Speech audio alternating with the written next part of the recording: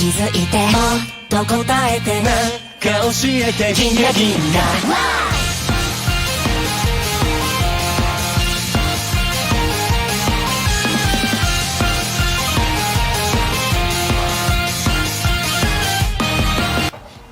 Yokai Watch is a popular series of anime and video games in Japan. It came over to America for a very brief time. I was a massive fan of it. But due to the fact that we're probably not going to get any more American games for the Yokai Watch series, due to the fact that Level 5 basically left America due to low sales, I have taken it upon myself to tell you why the new anime, Yokai Watch Jam, could be worth your time by going over the first 5 episodes of it. So, let's just get into it. This footage has been subbed by Spectre Subs. A lot of people doing Yokai Watch content in English. Well, that can find a website too. So, check them out. They're super cool. So, let's just get into it. Everybody get up, it's time to slam now. We got a real jam going down. Welcome to the Space Jam. Get your chance, do your dance at the Space Jam. Come on and slam, and welcome to the jam.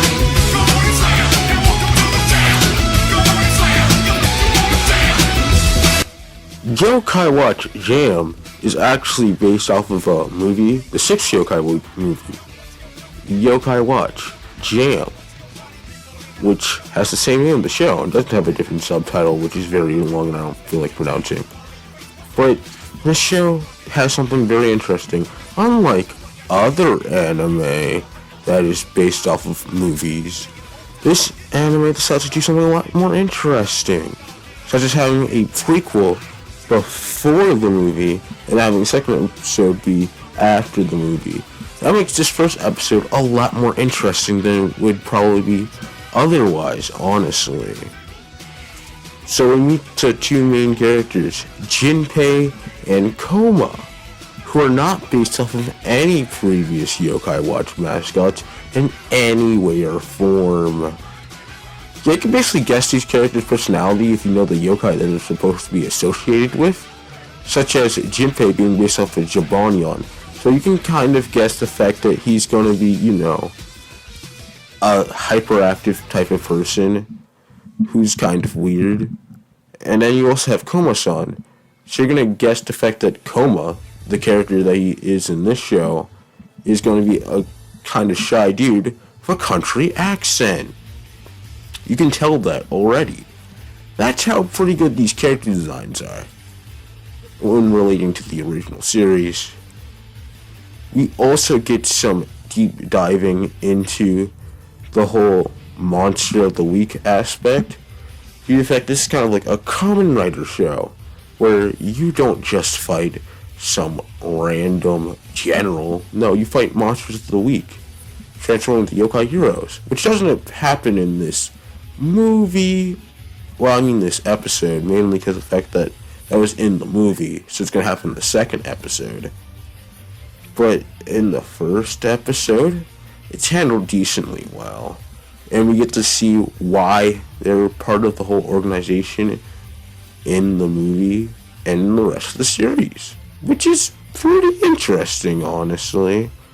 We also learn about the supposed main villain. Well, at least for right now, who seems to be Whisper from the original series, which, if you've seen that, he was just a butler. So becoming the main villain is low-key a glow-up for him, so pretty good. But the plot of this first episode is basically the fact that Jinpei has a crush on this girl. This girl turns out to be dead, being followed by another dead guy who was a fan of this girl before he died. He became the Monster of the Week, and it was a nice little charming story, which I think was pretty good to start off the series with. But the second episode isn't as good as the first episode. I'm gonna tell you why in the next part of the review.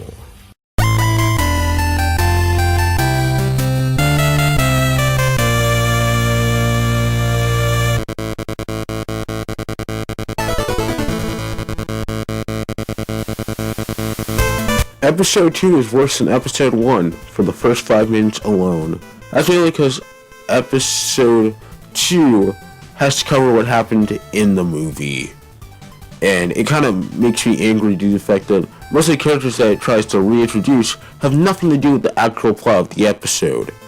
Which overall is an okay to decent plot for the first major episode in the series.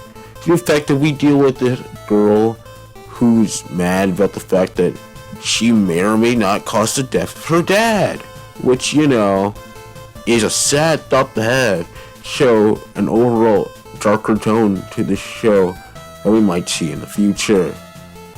We also learned the fact that her dad actually did not die from the depression that his daughter gave him from telling him that she did not respect him at all. He instead died from saving someone's life, which, you know, is a lot better than knowing that you killed your dad from depression. We also meet 3 new characters. Well, they were in the movie, but anyway. We meet Motaro, who's just a normal guy. He doesn't really do much. He's kind of the narrator for the show, in a way, because of how normal he is. He's kind of like Ryota Suzui from Hagegurui. He's not very interesting as a character alone, but as a character in this world full of weirdness, he's decent. We also have Mararito, based off of Blazion from the original series. He has a cool yokai hero transformation, along with Jinpei's yokai hero transformation, which is basically just a red samurai cat, which is pretty cool, honestly, not gonna lie. And especially Mara's, where it's just a lion, especially like the colors for it. Very good design. We also have Fubuki, who's the female member of the group. She also seems to be the smartest, and she doesn't transform in the episode. Neither does Koma. So either they didn't get their powers in the movie, which I'm pretty sure about Fubuki, or they just didn't use it this episode, which seems very inconsistent. Also, where's the QB guy? The pretty boy. He was introduced earlier in the episode, but didn't do anything. Which comes back to the main problem. We were introduced to like 10 different characters at the very beginning of the episode, only for like 5 of them to actually do something. That just doesn't make sense, honestly. We also get some foreshadowing for the rival character. Has a very weirdly deep voice for the character that he looks like. Like, it makes sense, but I didn't expect his voice to be as deep as it is. So, episode 2 is not terrible, it's just okay. And episode 1's a lot better. But I do like the whole reference to the melancholy of Haruhi Suzumiya with the title. Very, very nice reference, which I was able to catch on to. So let's get into episode 3.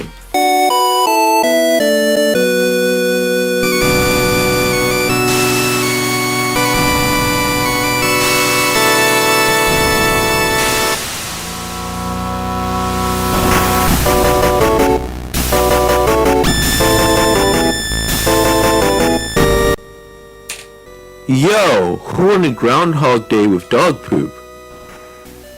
Just me? Okay. What's the episode for me exactly? And this episode focuses on Fubuki, the female character introduced in the last episode of the series, to the point where she even gets her own Onryo and YSP watch become a yokai hero.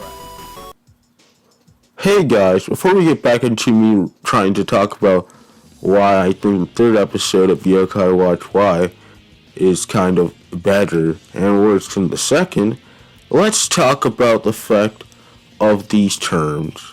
Okay, so an Onryo is a spirit partner that a human uses to turn to a yokai hero.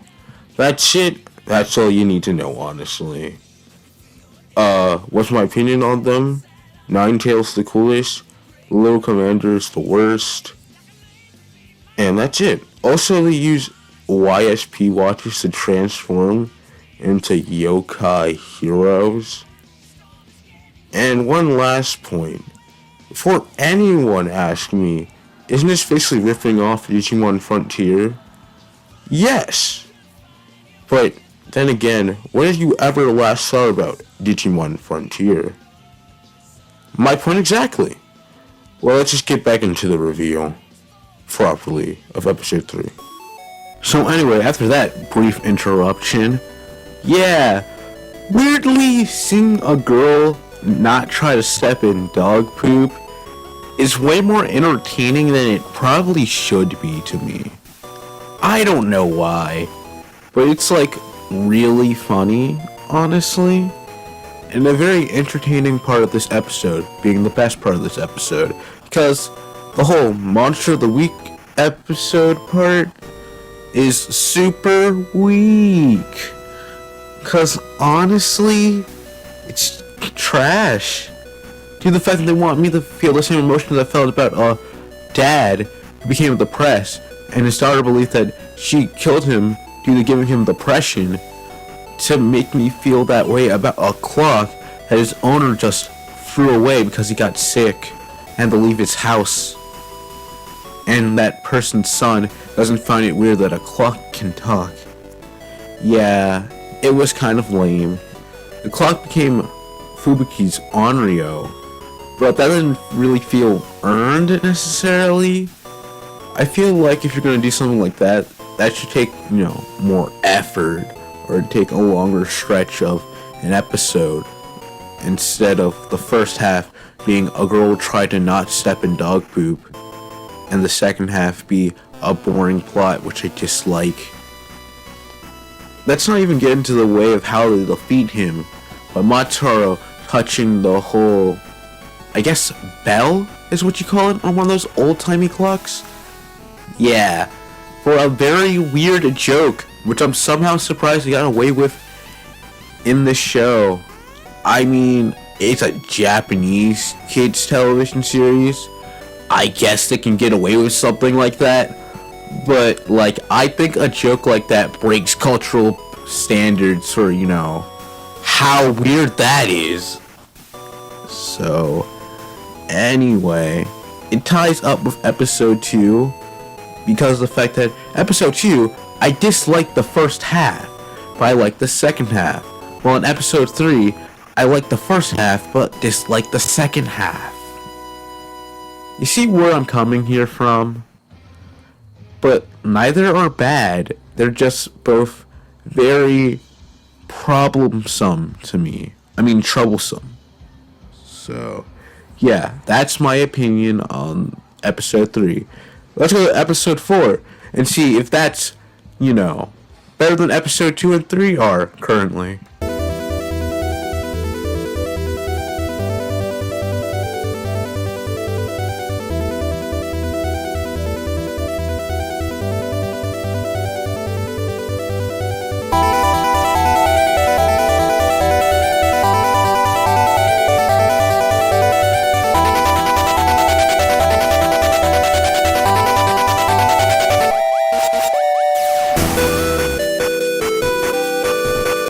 Episode 4 is a major step in the right direction from episode 2 and 3. That's mainly due to the plot. Due to the comedic tone of the show, most of these plots aren't going to be super serious. I especially noticed that after the last episode was literally about a girl time traveling due to dog poop. So, yeah, we're going to get very serious, at least not in this part of the show. So this whole story's thing about the Gross Note, which is supposed to be a parody of the Death Note from the series Death Note, which, I shouldn't tell you, is a top tier anime. But anyway, so in this episode, everyone deals with the fact that they have their names written in the notebook. And the notebook's the main villain. But unlike the last episode, which made me try to care about a clock, I was just mad because it believed that oh, it may or may not have sentimental value to people that he never talked to and just watch on the wall because it was a clock. This notebook actually had a relationship with the person of the day. And it had a nice little story about bullying and what that can do to people. Due to the fact that he would vent all his feelings inside this notebook, the notebook at first tried to help him out by telling him to stand up for himself, which he did, and he was able to end the bullying. But the notebook sadly got thrown away by that person's mom, and the notebook got angry at the owner, which is already more interesting and works a lot better because first of all, we know the fact that the notebook actually has a relationship with the person. Since last episode, it was never stated that the clock talked to those people. It's just expected to, mean something. So the fact that it was a old, dirty clock. And it's probably just there because of the fact that they needed a way to introduce Fubuki's Onryo. Because other than that, it's kind of trash, honestly. But this episode's able to work that in way better. Because it even, has some foreshadowing to it. Such as the fact that the gross note has the initials GS, which everyone thinks means gross note, but actually means Goto Susumu. The teacher that is the person of the week for this episode, which is actually pretty clever. There's also the fact how earlier in the episode they misinterpret the teacher having students yell at him to be instead that teacher took the notebook's advice and is now teaching other students in the school to try to stand up for themselves, something that he failed at if it wasn't for the notebook's help. Which is just a great overall story, honestly. It puts it way above episode 3. Also, the gross note scenarios are a little bit funny and it adds some entertainment value, which balances out the episode between having decent jokes and an actually good story. Something that episode 3 and 2 lacked, since episode 2 had a good story, but that first half was not good and could have been removed from the episode for the better. Well, episode 3, I already went on and basically said I liked the jokes in the episode more than the story that I was trying to tell. So, yeah. Seeing an episode that's able to balance that out perfectly, pretty good. Also, we get to see Fubuki's transformation into a yokai hero as Cluck Lady, who, she's a pretty cool design, honestly. Wish her power was a little bit cooler. And it feels way more like a joke than anything else. Because she has the power to, kinda stop time. But she's also slow to stop time. Except for, clones that she projects of herself. Which, that might have something to do with yokai mythology that I don't know about. Most things that I might not understand in some of these shows could be the fact of the parts of Japanese culture that Gaijin Goomba hasn't taught me about on his YouTube channel. Anyway, subscribe to Gaijin Goomba. But back to the episode. Yeah, it's kind of lame to see something that was hyped up the last episode not be anywhere as cool as they wanted to be. So, yeah, that sucks. But overall, a vast improvement. The first episode so far, I can honestly say, is as close to quality as episode 1. Even though none of these episodes have been bad so far, I just had, some gripes with episode 2 and 3. But episode 4 stands above those episodes as pretty good. Let's see if the final episode of the day, episode 5, is able to reach the same standard as episode 4 has shown for the series to continue onward with.